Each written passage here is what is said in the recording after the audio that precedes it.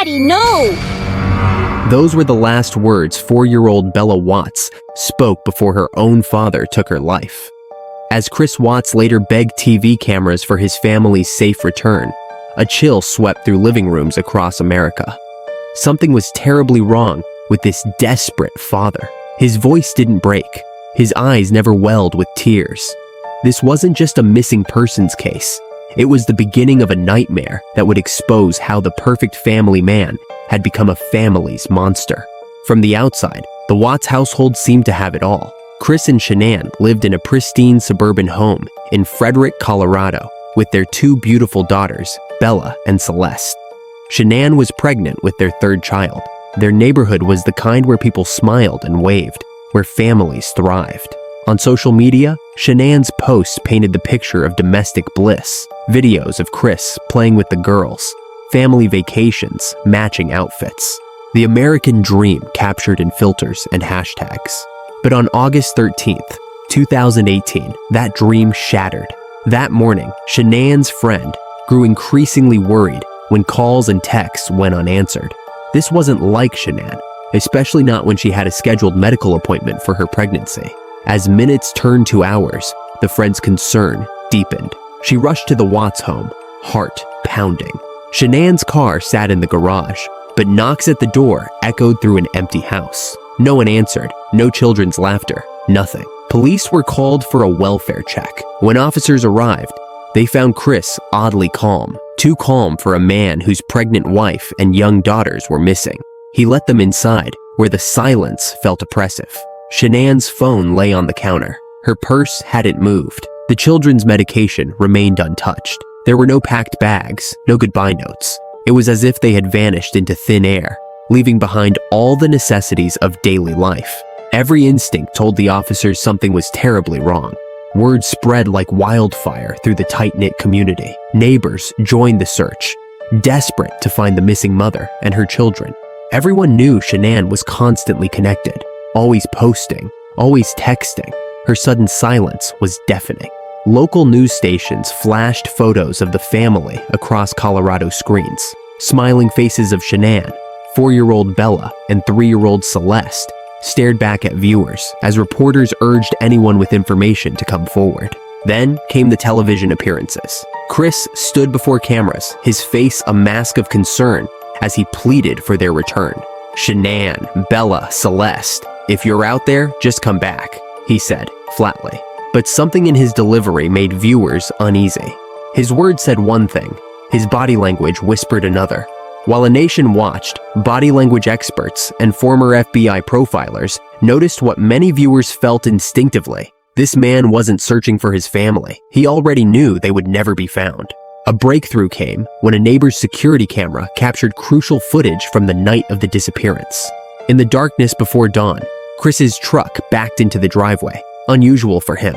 The grainy video showed a shadowy figure moving back and forth between the house and the vehicle. What was he loading? When detectives showed Chris this footage during questioning, his composure cracked. He shifted uncomfortably, avoiding eye contact. The walls were closing in.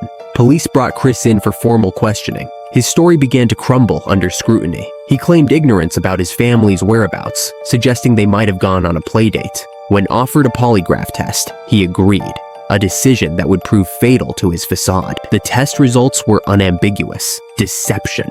Cornered, Chris spun a desperate new narrative, claiming Shanann had killed their daughters and that he'd killed her in a rage. Detectives weren't buying it. Not a single person who knew Shanann believed she could harm her children. With nowhere left to hide, Chris finally confessed the truth and directed police to his workplace, an oil site miles from their home. There, investigators made the gruesome discovery that would shake veteran officers to their core. Shanann's body lay in a shallow grave. More horrifying still, Bella and Celeste had been stuffed into separate oil tanks. The nation gasped in collective horror. How could a father do this to his own flesh and blood? Even more disturbing, authorities would later learn that Bella had fought for her life, biting her tongue as she struggled against her father. Her last moments were spent begging the one person she trusted most not to hurt her. As the investigation deepened, the motive emerged piece by sordid piece. Chris had been having an affair with a co-worker who believed he was already separated. Text messages revealed Shanann had sensed the distance growing between them. Financial pressures mounted at home. Rather than face divorce, child support, and the responsibility of a third child, Chris chose to erase his family altogether. He wanted a clean slate, a fresh start with his new lover, unburdened by the life he'd built. The prosecution built an airtight case. Text messages, location data, and forensic evidence told the story Chris tried to hide.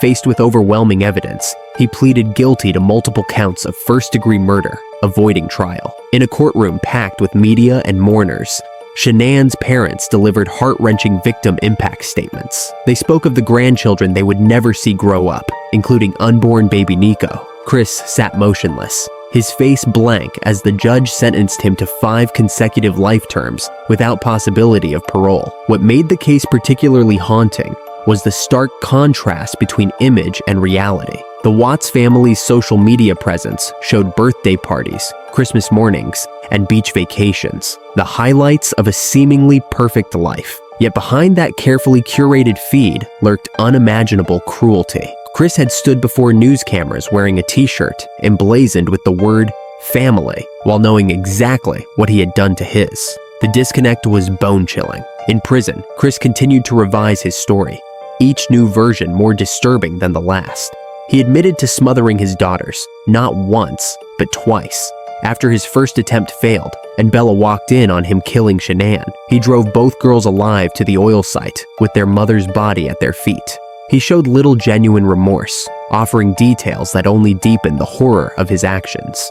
For Shanann's grieving family, each interview reopened wounds that would never fully heal. They searched for closure in a case where true understanding seemed impossible. Today, Shanann's memory lives on through advocacy efforts by her family. They speak about domestic violence, warning signs, and the importance of looking beyond social media perfection.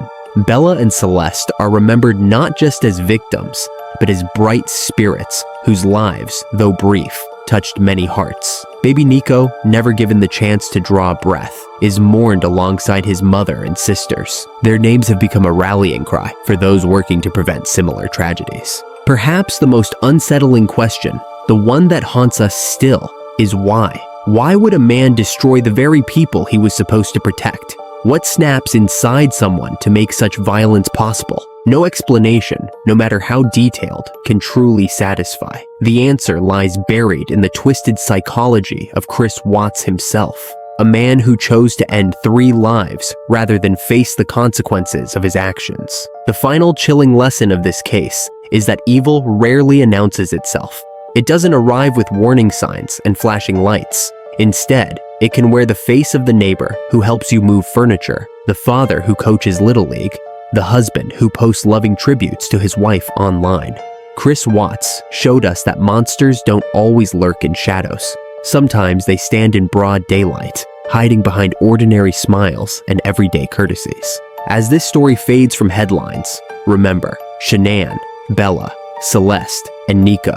Remember that behind every true crime story are real people whose lives mattered. Their tragedy serves as a stark reminder to look deeper, to trust our instincts, and to treasure every moment with those we love. Because sometimes the greatest dangers are the ones we never see coming until it's too late.